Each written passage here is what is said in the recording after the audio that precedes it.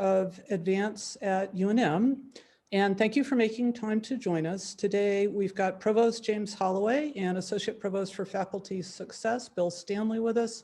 Senior Vice Provost Barbara Rodriguez is going to join us a little bit late.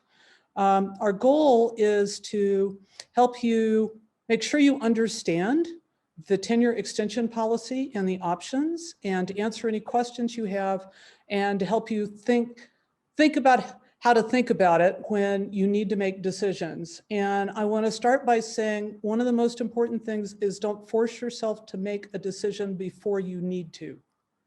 So we really want to make sure during this session that you understand the timing and your options, because we've designed the system so that you have as long as possible to hold off on deciding whether or not you need an extension. Our overall goal is very much for you to be successful in what has been and continues to be an extremely difficult time. And as part of this, I want to remind you, we have a lot of faculty support resources on campus.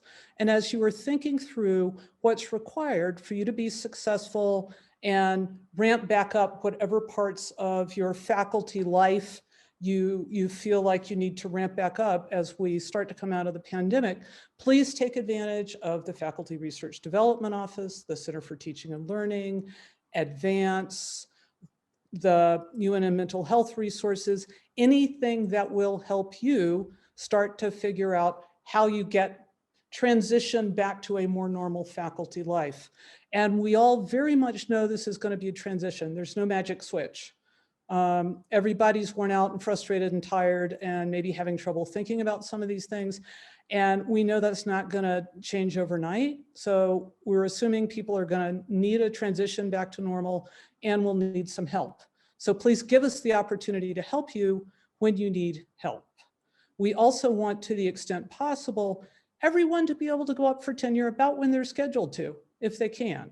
And so we're going to talk about all of these things during the next hour and give you lots of time for questions. Feel free to put questions in chat as we're making remarks. And to start, I'd like to ask Provost Holloway to make a few additional remarks.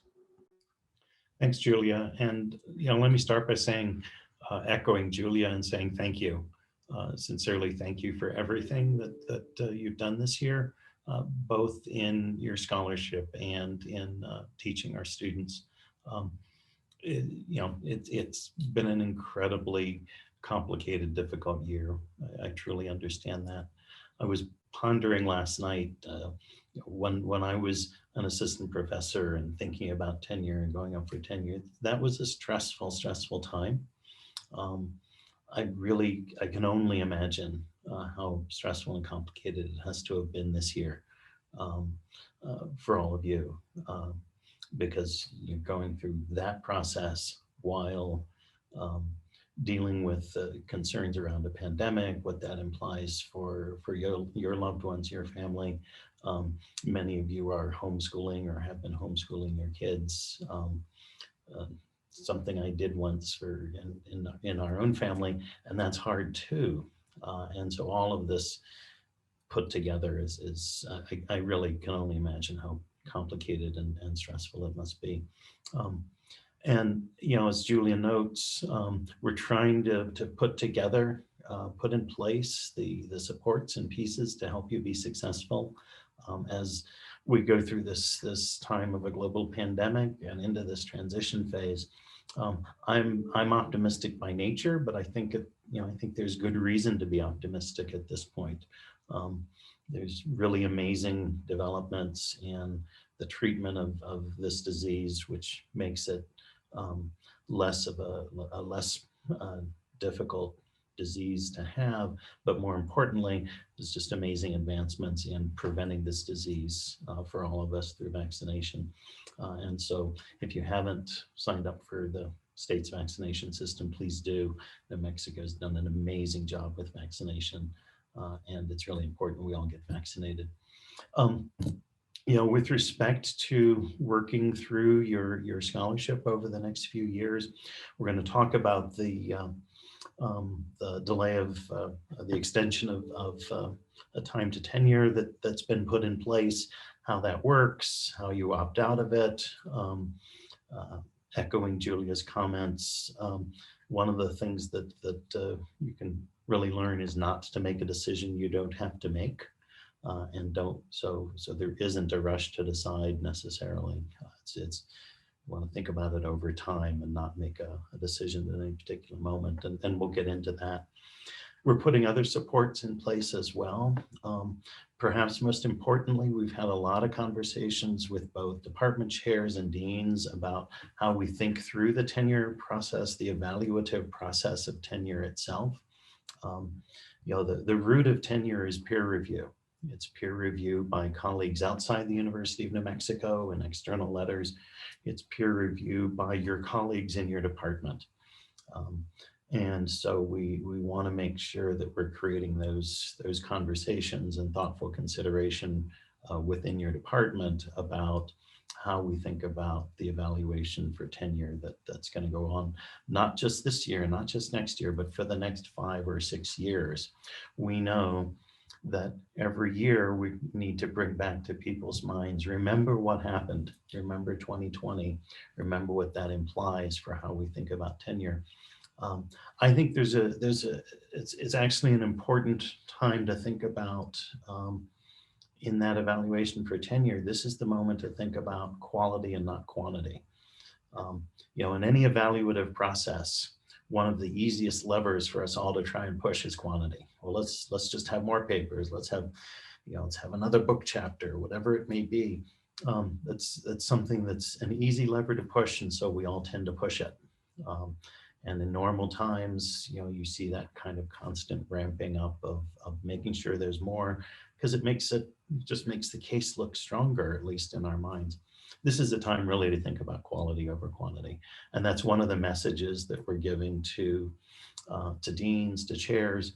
What we're looking for is strong scholarship and a good trajectory. We want to know that scholars who we tenure are on a continuing path towards influencing their fields, towards creating new ideas that become the ideas that others use and build on.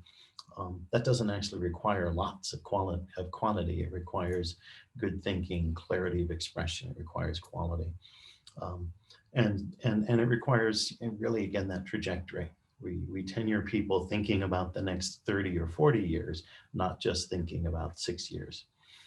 And so as we look at tenure over the next 4, 5, 6 years, we're going to be thinking about that point that these are the scholars whose work was interrupted in such a cruel way.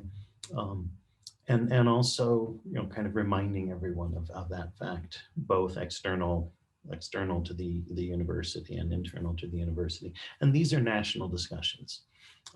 Julia's been in conversations, I've been in conversations with colleagues across the country as everybody thinks through these issues. And so I think it's important for you to realize that too, that this is a discussion that's happening nationwide, so that all of academia is being thoughtful about the challenges that COVID presented. We're looking at other supports that we can put in place as well. We know that for some of our colleagues, there's going to be a need to as we get into the fall, to get back traveling, work at field sites, go to conferences. We're looking at how we can put some resources in place to help make that happen. We know that others are going to need other kinds of resources to get the lab up and running in a more fulsome way than perhaps it has been. We're working already on increasing the occupancy of lab spaces this summer. So just to say that beyond these issues, kind of direct issues of tenure and evaluation for tenure, we're looking at what kind of resources we can put in place to support the work that leads to the important product of what we do as scholars, and that's the impact of our research through the ideas that we create. So again, thanks. Really, it just feels like an overused word this year, but thanks so much for everything that you've done and for continuing to work with our students, continuing to work with ideas and discovery here at UNM. And I see Barbara's joined. I don't know if we want her to dive in now or. So Barbara, are you prepared to dive in, or would you like a minute to get oriented? I'm prepared to dive in, I think. Okay, Welcome, everyone. Sorry, I can show the OFAS site whenever you're ready. That's great. Welcome, everyone. My name is Barbara Rodriguez. I'm Senior Vice Provost and Professor of Speech and Hearing Sciences. And I've been working this year thinking about the accommodations and the supports that our faculty need in the context of the pandemic. And one of the procedures that we have put in place is the opt-out procedure. So I think, Julia, you're going to share the screen to help us walk through the opt-out notification form, which is new and improved, which should provide us some more detail as to when this form might be needed. So the Office of Faculty Affairs and Services is the office that is responsible for our academic records, for promotion and tenure records, for hiring, and all of the processes around academic personnel. So on our Office of Faculty Affairs and Services website, we have on the landing page a section that is called Announcements. I advise department administrators every chance I get to take a look at this page as we try to provide some updated information as it comes through that'll support our academic units in working with faculty and supporting faculty. I've lost that screen for some reason.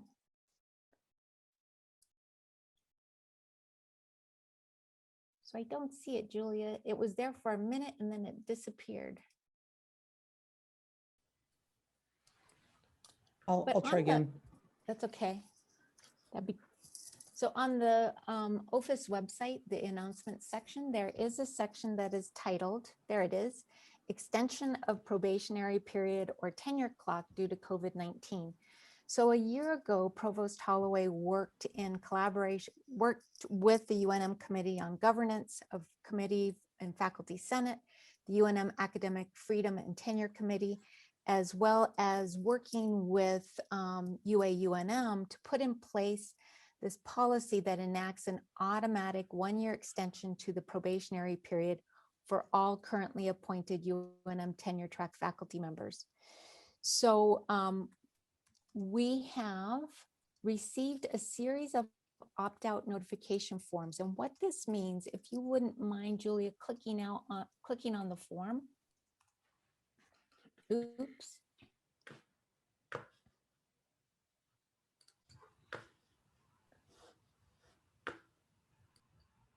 Wouldn't you know it? Julia, I have it cached. Do you want me to share my screen? Actually, conveniently, the OFAS server is a little burpy today. So like I clicked through to the policy and it wouldn't open. So do you have Bill, can you see it on your screen? I had loaded it earlier, so it's cached. Okay. So I have it. Do Great. you want me to show it? That'd be great. Okay. So are you seeing that? Nope. Not yet. There Not you go. yet. Are you seeing it? I'm seeing Your email. Oh, that's not what you want. I had it selected. Bear with me. Have no fears, everyone. We're professionals. We know what we're doing. There we go. Did that work? Thank you. All right. That works. So this is the new and improved opt-out notification form. We updated this just the end of March. And what I'd like to do is show you the table, if you wouldn't mind scrolling down a bit, Bill. There are various options here. And I'm going to start on the far right side of the table and move ourselves to the left-hand side. But option 4 is the option in which we have applied to all of our pre-tenured faculty members' records, we have applied the automatic one-year extension. So you are all now functioning under option 4. We have given you an additional year on the tenure clock. Typically, tenure is a 6-year period, but all of you have been extended, that timeline has been extended by a year. So there is no form needed if you want to keep on this pathway, on the 7-year path. Now, let's move to the one column to the left, option 3. In this option, you would maintain this extension of the mid-probationary segment of your tenure clock. You would go under mid-probationary review in year 4, rather than a typical year 3. But at mid-probationary period, in this year 4, you find that the feedback is quite positive and you feel confident that you want to pursue promotion and tenure in year 6. At that point, after the mid-probationary review period, you would then submit an opt-out form to maintain the tenure date in year 6.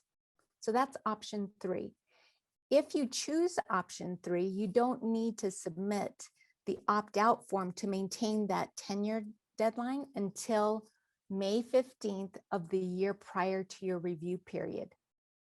And that deadline is noted just below the table. So these forms are going to be coming into my office over the next several years.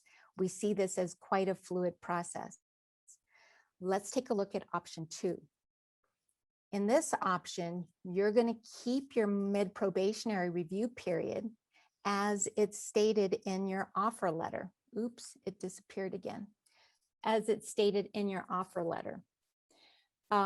At that point, if your mid-probationary review, you feel a little tentative and you say, you know, I really want to do the mid-probationary, the promotion and tenure in year 7 rather than year 6.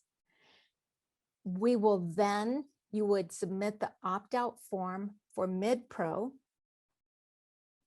and we would extend your probation, your P&T to that year 7. So you keep your mid-pro, extend tenure, submit the opt-out form. In option 1, far left hand, you're going to maintain your schedule per the offer letter, and that is mid-pro in year 3, promotion and tenure in year 6.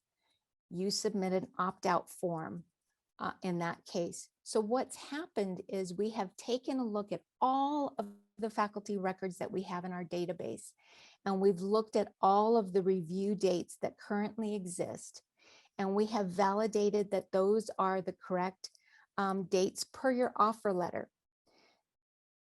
Then what we've done is we've added a year to everyone. So we are at a baseline period, and now we start applying the various options depending on what you choose and when you choose it. So this is, as I mentioned, it's going to be a fluid process for several years. So I'll stop there. So Barbara, while we're talking about the timeline, there's a question in chat, and we had also received this through Drop Us a Line. How does this apply, or what applies to faculty who started January 2021? So January 2021 start dates. Your tenure and promotion clock does not officially start per the faculty handbook, does not start until the fall semester of 2021.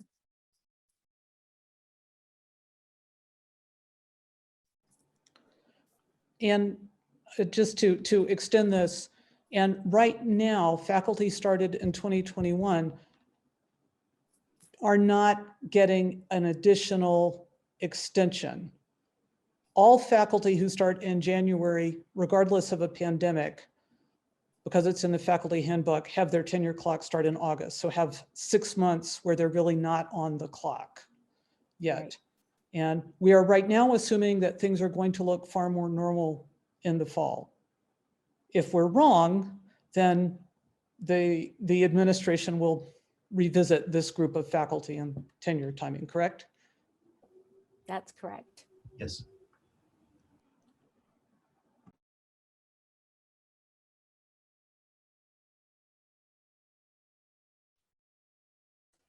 So there was a, Barbara, there was a question in the chat that related to sort of if someone comes in with a more advanced code because of years of service previously credited in effect. I just want to clarify that this table is for the kind of standard situation of someone entering at code 1. It's an example, and it wouldn't apply to somebody who's coming in, say, at code 2 or 3, in which case the reference years move. That's right. Okay. That's right. It shifts accordingly. Mhm. There's also another question in the chat. If we select option 2 at mid-pro, can we later select option 1 at P&T? Extend tenure and promotion for a year, but then later opt out of the TMP extension as well. That's option 3. That's option 3, yeah.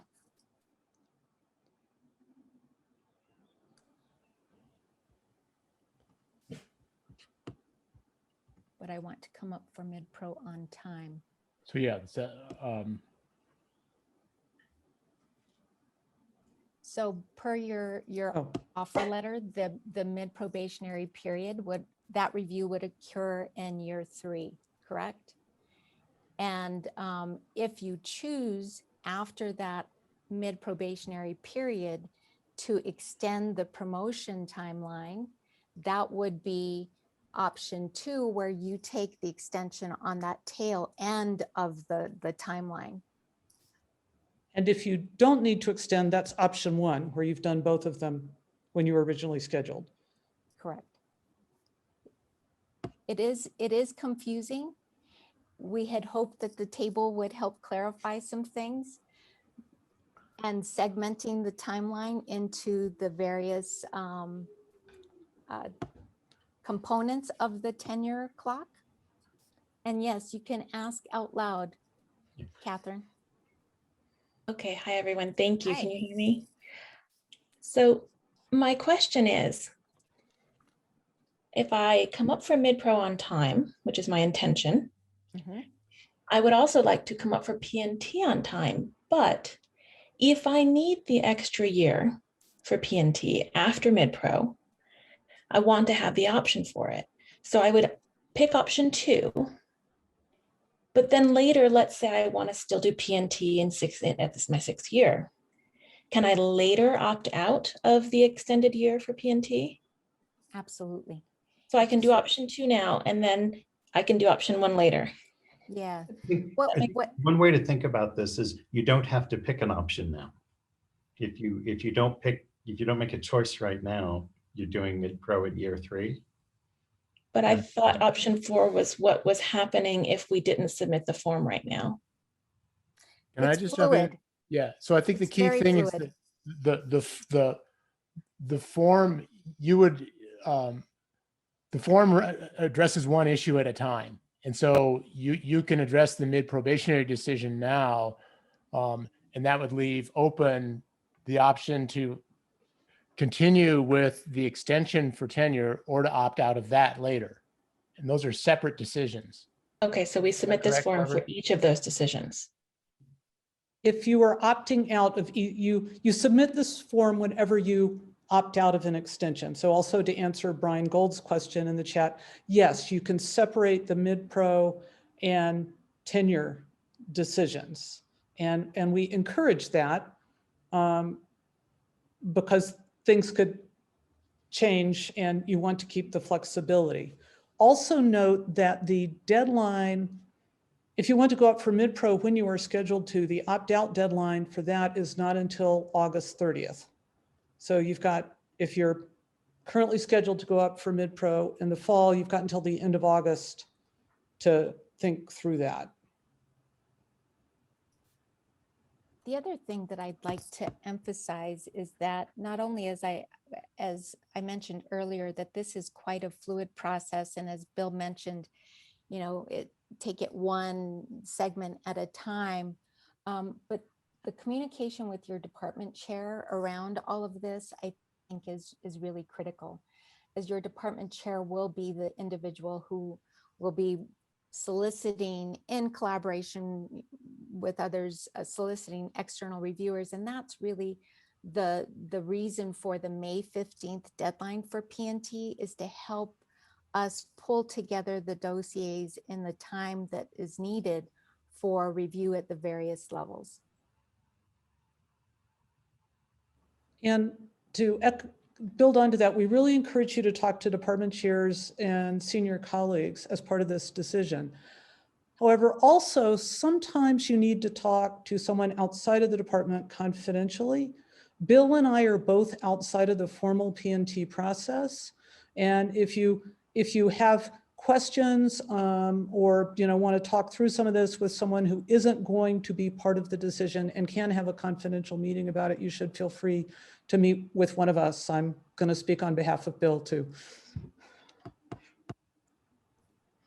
And Barbara, there's another question in the chat about what level of, well, the question is, will the offer letters or other documents be updated to reflect choices? I have spoken with OUC about the offer letter question, and they are considering that question at present.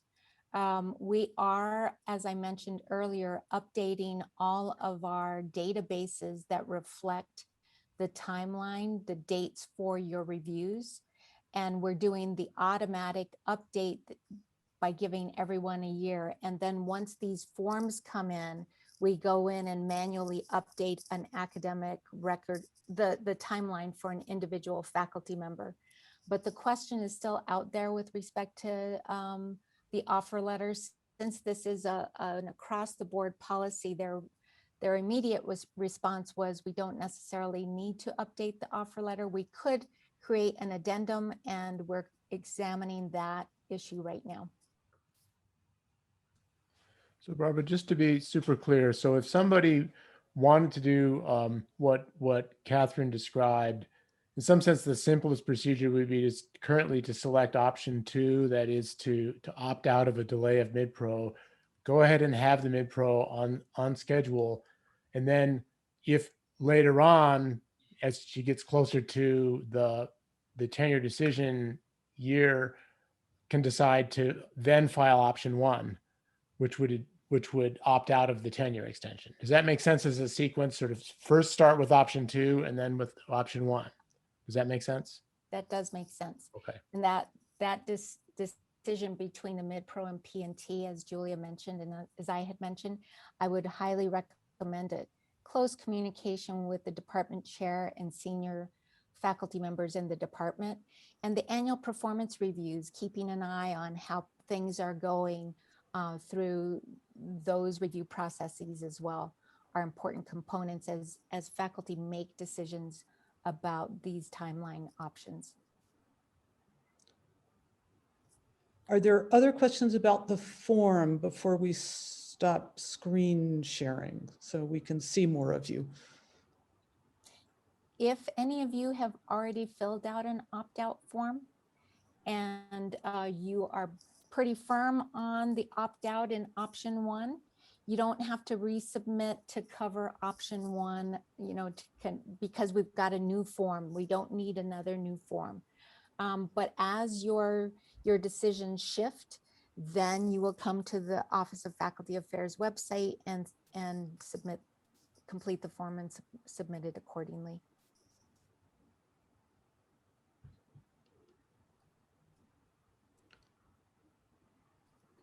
Okay.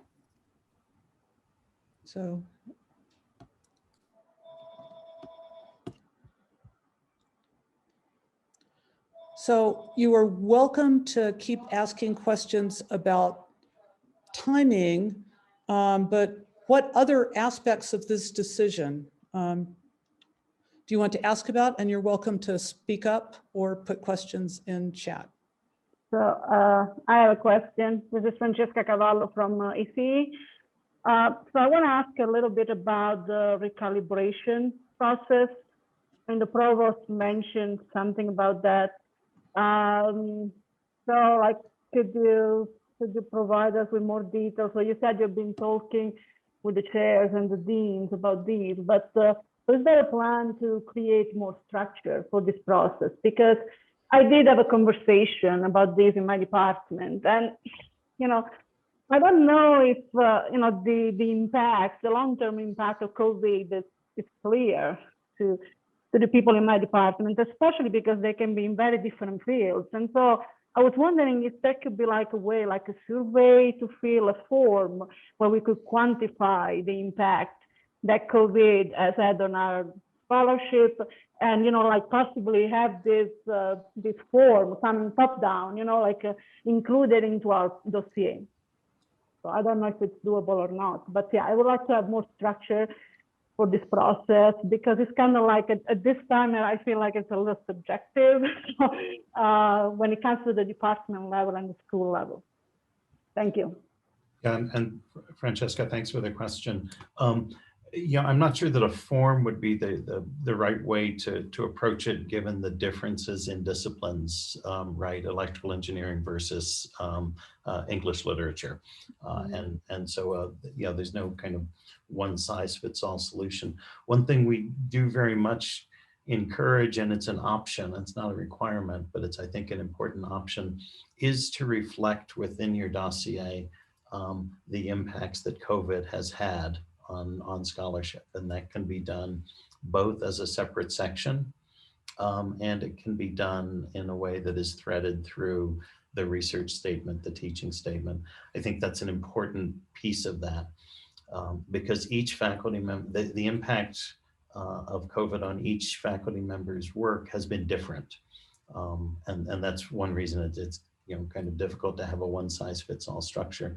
The impact on someone with a lab versus someone without a lab, the impact on someone who does field work in Ghana, frankly, versus someone who does field work in New Mexico. And so it is important, we think, to reflect that in the dossier, in the research statement, in the teaching section, and in a separate section on COVID. And again, those are options, but I would strongly encourage that reflection. The other thing we've done is put together a letter template for soliciting external letters of recommendation that includes within it some text about for external reviewers, reminding them of the impacts of COVID. Because of course, for some of you, this may be happening next year. For some of you, it's going to happen in 5 years. And we want people to remember in 5 years what it was that folks had to work through this year. And Barbara, I don't know if you have anything to add on this. Yes, I will add that from my perspective, this is a process that communicating the recalibration across the campus community is going to be a long process, a continuous process of communication with academic leaders at various levels, because I believe that academic leaders have different perspectives about the differential impacts of COVID-19 on faculty. So we don't see this as a one communication and done, but a continuous communication with academic leaders to really socialize the importance of recognizing the impacts that this has had on faculty members, scholarship, teaching, and all kinds of contributions in the service area as well. So it's going to be a continuous conversation, and we'll have the document, as Provost Holloway indicated, for external reviewers, that we need to keep reminding people of what this year has been like and what impact it has had on our faculty. Okay.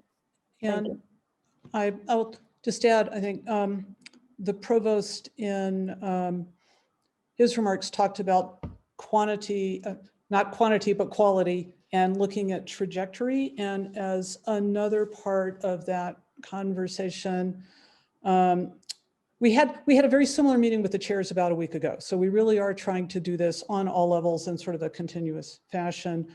And one of the things that I had heard at a panel recently that I brought up is, we tend to, and this is related to the quantity piece, we tend to equate excellence and productivity. And we need to decouple those a little bit and think broadly about excellence in research and scholarship, excellence in teaching beyond things that can be counted. And that's a conversation we started and want to continue having. And one of the reasons that, for example, Advance recommends incorporating the impact of COVID into research, teaching, and service statements is you probably had research delays, but lots of people did really heroic work in teaching and supporting students.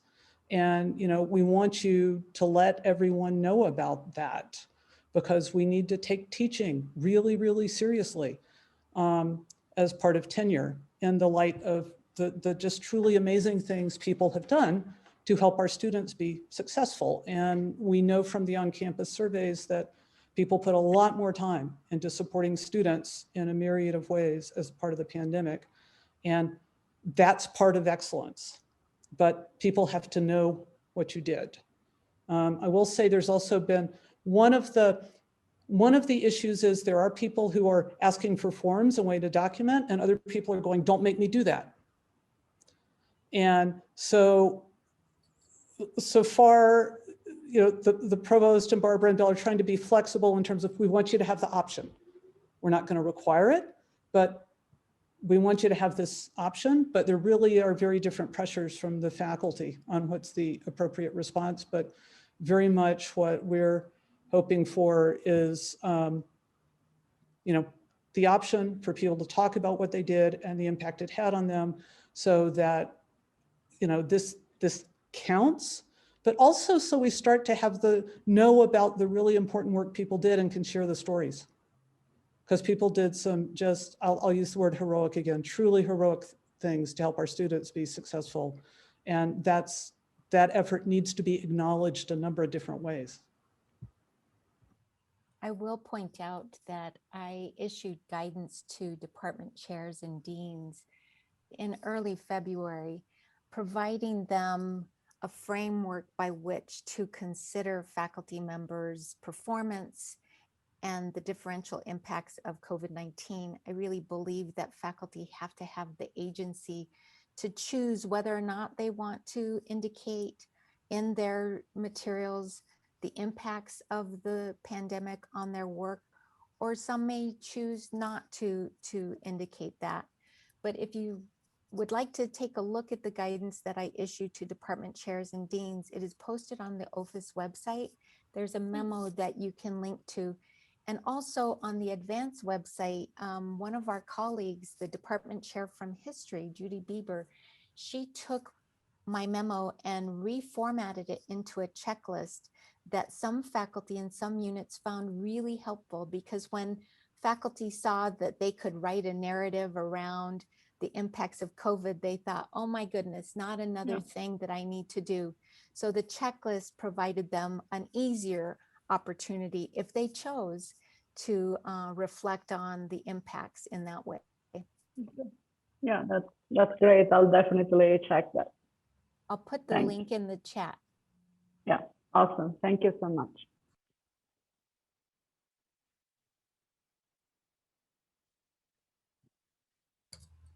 Other questions, ideas?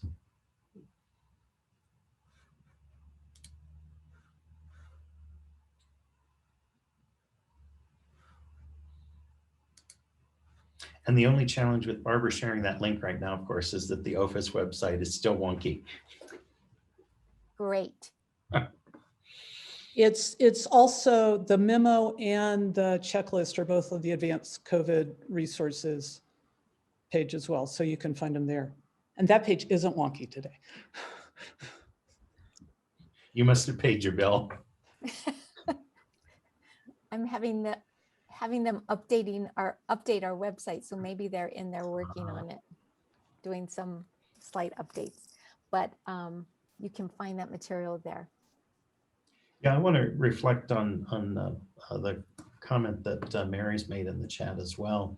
And there's two parts to it. One is this idea that people need choice, they need agency in what and how they reflect in their dossier, because some folks want to and some very explicitly do not. But I think this really important point that departments have are a major player in this is really important. And I tried to hit this point earlier. Tenure is about peer review, and one group of peers is the department faculty. And so one of the things that we have to do as academic leaders is through that really long game, that long process that Barbara referred to, is continually bring the conversation back up so that folks can thoughtfully go through it. Because it's the evaluation of those in your discipline, in your department, is really important. And so part of our work that we're undertaking is to get the leadership of departments thinking about what are the impacts of COVID mean? What does the literature on the impacts of COVID say? What are the lived experiences of faculty around the impacts of COVID?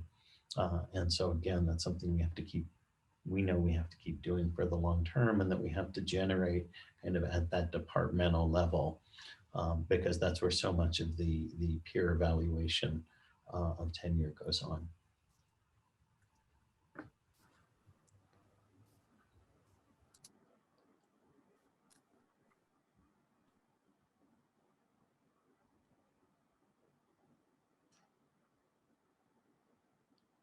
Okay, so there's a long, important statement in chat. I realize there's an impact of COVID we want to express on our professional work, but what about the life circumstances related to COVID that also had an impact but may not be directly related to professional work? Extended illness, spouses of frontline worker, homeschooling, loss of or care for family members. What is the most responsible way to discuss these hardships professionally without appearing as though we're trying to garner sympathy? And I think this raises several really important points. One is some of the faculty saying, don't make us write about COVID, have said, we do not want to revisit the hardships. And there are clearly faculty who want to say these hardships really impacted me. I would like to be able to acknowledge they happened. And part of the guidance in the memo for annual reviews was you can write a statement like, I was completely unable to work for X weeks or months, and not explain why. That for some sort of, could have been childcare, could have been personal illness, could have been illness of a family member, and just matter-of-factly, one sentence, as a result of the pandemic, I was unable to work for X period of time. If you want to provide more detail, you absolutely are not required to. It's a couple of matter-of-fact sentences, I think. Mhm. Yeah, I agree. I think it is a place for an attempt to be very matter-of-fact, recognizing that your colleagues can understand those kinds of circumstances. Many of us have had to deal with the challenges that COVID has presented. And at a certain level, I think of that as this process of reminding folks about what is, what we all know that there are impacts within our lives. We don't necessarily need to get into the details to realize that. It's also why I'm talking about quality versus quantity. I mean, very frankly, independent of COVID, my perspective on the quality of a faculty member's work, the person who writes 3 papers, each of which changes the way I think about the field, or I use the techniques that they present to me, is a lot more impressive and impactful as a scholar than someone who wrote 10 papers, none of which really changed the way I do anything, right? And so I think that's an important point as well, that's where that trade-off between quantity versus quality is, I think, important. We may not have had as much time to do the kinds of work we want to do, but that doesn't mean we can't do impactful work and demonstrate that trajectory of impact going forward, which is the key kind of question at tenure time. There's evidence of impact and evidence of a trajectory of impact on the field, on the discipline, on the world, wherever the kind of the appropriate demonstration of impact is. And that's also the purpose of the extension. right?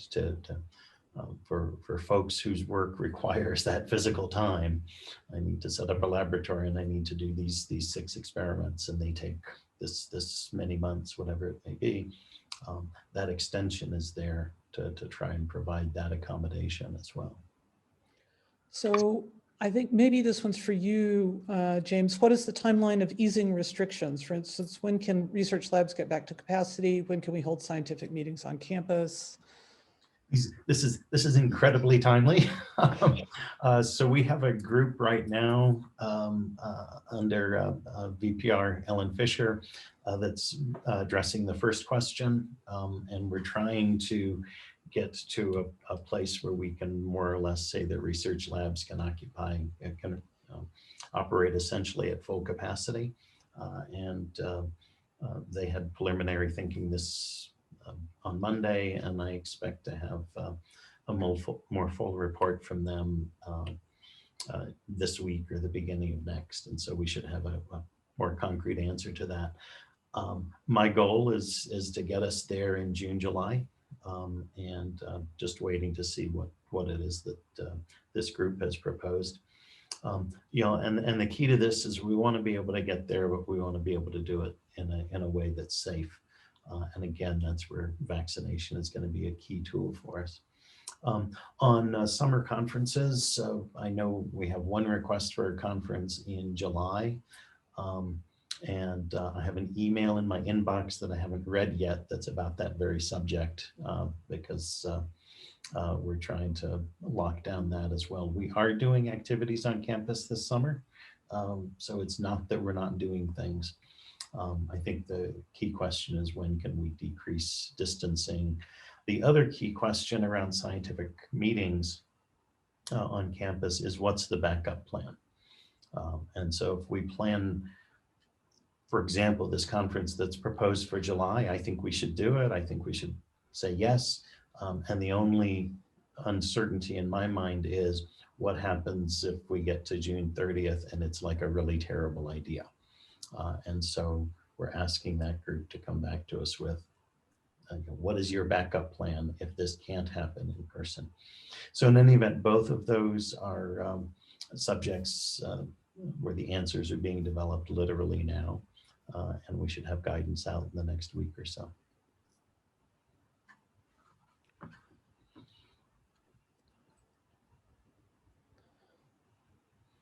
I don't know the answer to Mary's question on service. Does any? I was going to answer that, but let's go to the question about resuming international in-person field research, because that's related to the timeline, and then we'll talk about research, COVID and service. So the other thing that Ellen is putting together is guidelines on field research in general. We expect to lift the limitations on travel that the university has had. We expect to end on May 15th. I don't know if that's been publicly announced or not. So this may be the public announcement. But in any event, we're planning to lift those travel restrictions and limitations on May 15th. The challenge for international field research, of course, is going to be, what restrictions does the country have in place? And what restrictions does the US have on returning? And so at the moment, the US is looking for even US citizens returning to the US to have a negative COVID test. And so the university limitations here should be easing pretty much essentially in May. The thing to pay attention to are what there's both the restrictions from the host country and the restrictions from the US on return. All of those should be easing as people get vaccinated.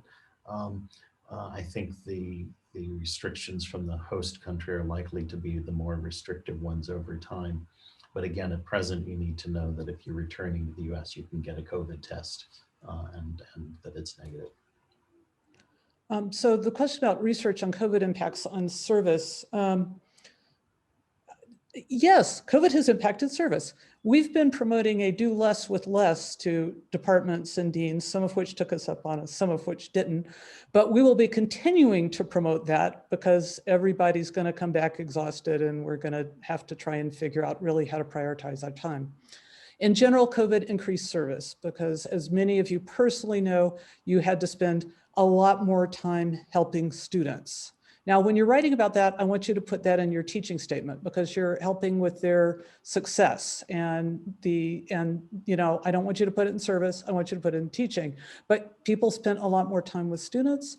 And of course, a lot of people were impacted some way by the politics and social unrest and violence, and have been active in communities in different ways, whether it was helping communities with COVID through making masks and developing supplies, or helping people who have been really traumatized by the politics. I think there's been different service, but for some people, more service.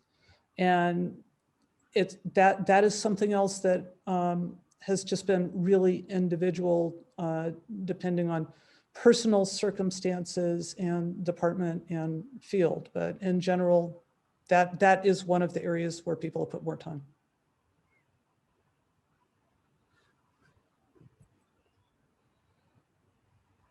Other questions we can address?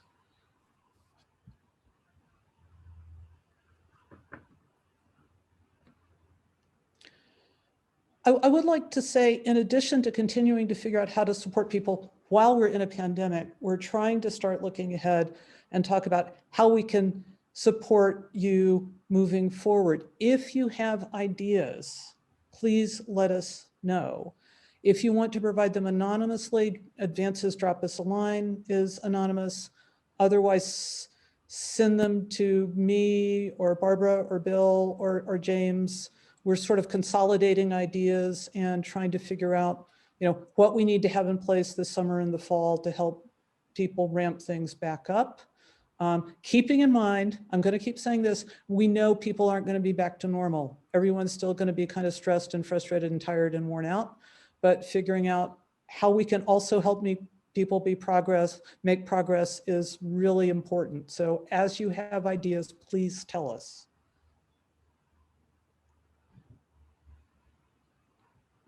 And we understand some of them will cost money. I would like to thank James and Barbara and Bill for joining us, and thank all of you for making the time. Please don't hesitate to ask if you have questions after this. And also, like I said, if you have suggestions for support that will be helpful for you moving forward, please let us know. Otherwise, have a good weekend. And once again, thank you for joining us, and thank you for everything you're managing. Thanks a lot. Thanks, and everyone. Thanks for all the Thank you. feedback. Bye-bye.